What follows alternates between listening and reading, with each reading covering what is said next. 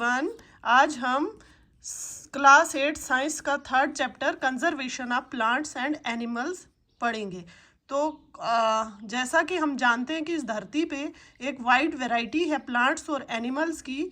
In plants और animals का conservation हम कैसे करें, इनका बचाव, इनका संरक्षण, इनका तहफ़्फ़ुज़ हम कैसे करें, तो आइए इसी चैप्टर में पढ़ते हैं।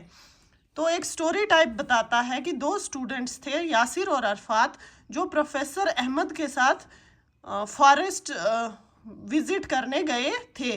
तो जब उन्होंने फॉरेस्ट विज़िट किया तो वो बहुत शौकीन थे अपना एक्सपीरियंस अपने क्लासमेट्स के साथ शेयर करने के लिए। दूसरे बच्चे कहाँ गए थे? भारतपुर सेंचुरी देखने, और वो भी बड़े बेताब थे अपना एक्सपीरियंस शेयर करने के लिए। कुछ बच्चों ने काजीरंगा नेशनल पार्क के बारे में सुना था, लोकचाव wildlife sanctuary, great Nicobar biosphere reserve और टाइगर रिजर्व के बारे में सुना था। तो इन सब चीज़ों का एक क्वेश्चन पूछ रहा है कि ये सारी चीज़ें बनाने का क्या मकसद है, ये national parks, wild life sanctuaries and biosphere reserves बनाने का क्या मकसद है। तो इनका मकसद यही है for conservation of plants and animals. तो इसकी डिटेल हम आगे पढ़ेंगे। सब हेडिंग है डिफॉरेस्टेशन एंड इट्स काजेज। तो आज हम इसी के बारे में, डिफॉरेस्टेशन के बारे में पढ़ेंगे। जैसा कि हम सब जानते हैं कि एक great variety of plants and animals exist on earth. धरती पे, अभी पहले मैंने बताया कि धरती पे एक प्लांट्स और एनिमल्स की ग्रेट वैरायटी है जो कि सर्वाइवल ऑफ मैनकाइंड, इंसानियत के लिए बहुत ज़रूरी है। इंसानियत की वेल बीइंग और इंसानों के सर्वाइवल के लिए, ज़िंदा रहने के लिए बहुत ज़रूरी है।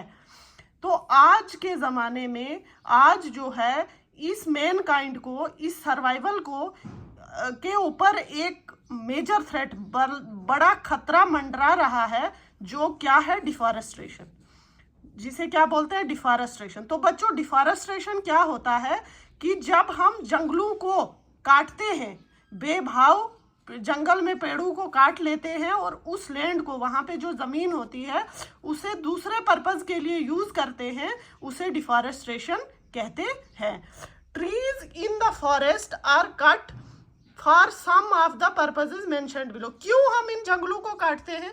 एक तो प्रोक्योरिंग लैंड फॉर कल्टीवेशन, खेती बाड़ी के लिए ज़मीन प्राप्त करने के लिए, और दूसरा बिल्डिंग, घर बनाने के लिए जंगलों को काटते हैं, और फैक्ट्रीज, बड़े बड़े कारखाने बनाने के लिए जंगलों को काटते हैं, और तीसरा है मेकिंग फर्नीचर, घर पे जो भी लकड़ी का सामान बनाया जाता है, जैसे कुर्सी, टेबल, बेड वगैरह, उसके लिए हम पेड़ों को काटते हैं।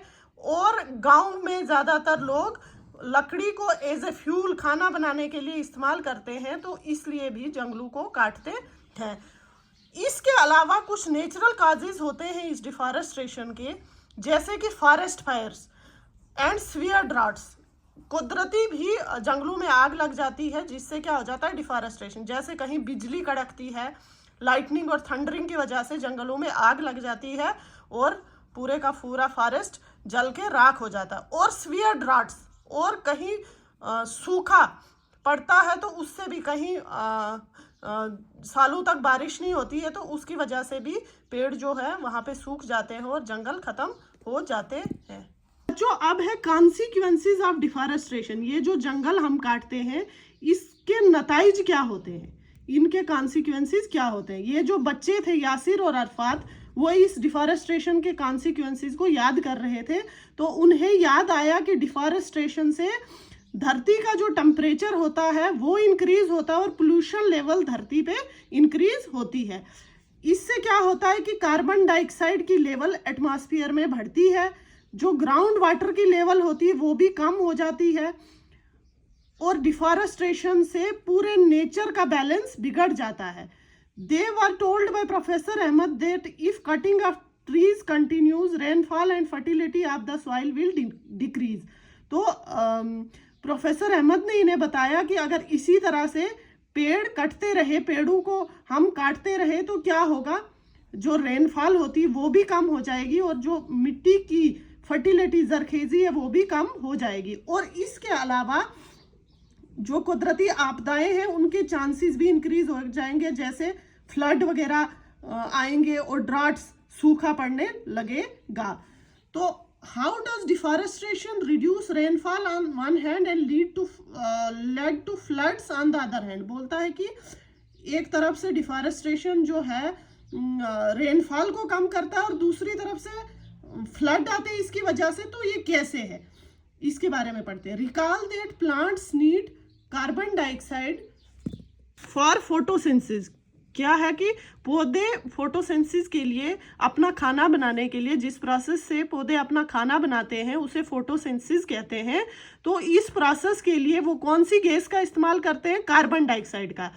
Fewer trees would mean that less carbon dioxide will be used up, resulting in its increased amount in the atmosphere। तो क्या होगा, अगर कम पेड़ पौधे होंगे तो कम कार्बन डाइऑक्साइड यूज होगा।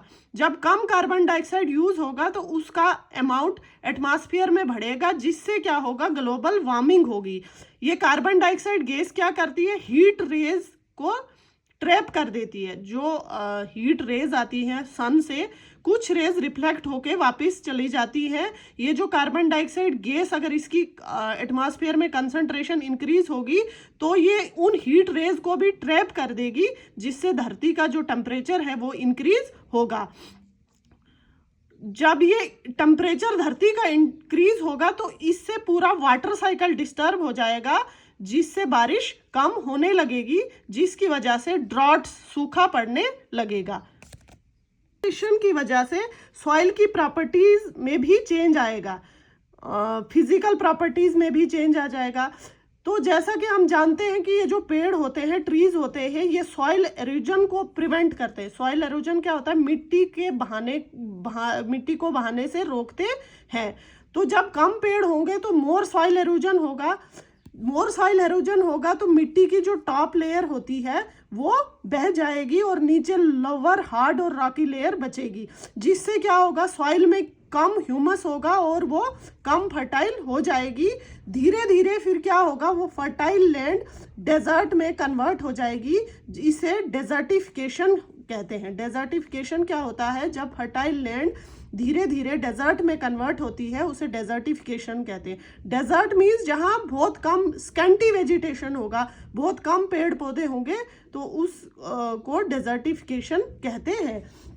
डिफॉरेस्टेशन से और क्या होगा, water holding capacity of soil भी कम हो जाएगी। जैसे बारिश पड़ती है तो आधा पानी मिट्टी अंदर ग्राउंड के अंदर जज़ब कर देती है। तो इस डिफॉरेस्टेशन से क्या होगा कि उसकी वाटर होल्डिंग कैपेसिटी भी कम हो जाएगी और वो जो movement of water from the soil surface into the ground वो भी कम हो जाएगा। जो मिट्टी के अंदर, ज़मीन के अंदर पानी जाता था, इनफिल्ट्रेशन रेट भी जो कम हो जाएगा, जिससे क्या होगा, फ्लड आएंगे। जब पानी अंदर नहीं जाएगा, जमीन मिट्टी के ऊपर से ही बहेगा, तो उससे क्या आ जाएंगे, फ्लड, तूफान आ जाएंगे, जिससे दूसरी प्रॉपर्टीज सॉइल की, जैसे न्यूट्रिएंट, कंटेक्स्ट, टेक्सचर एटसेट्रा, ये सारा चेंज होगा बिकॉज ऑफ डिफॉरेस्टेशन से।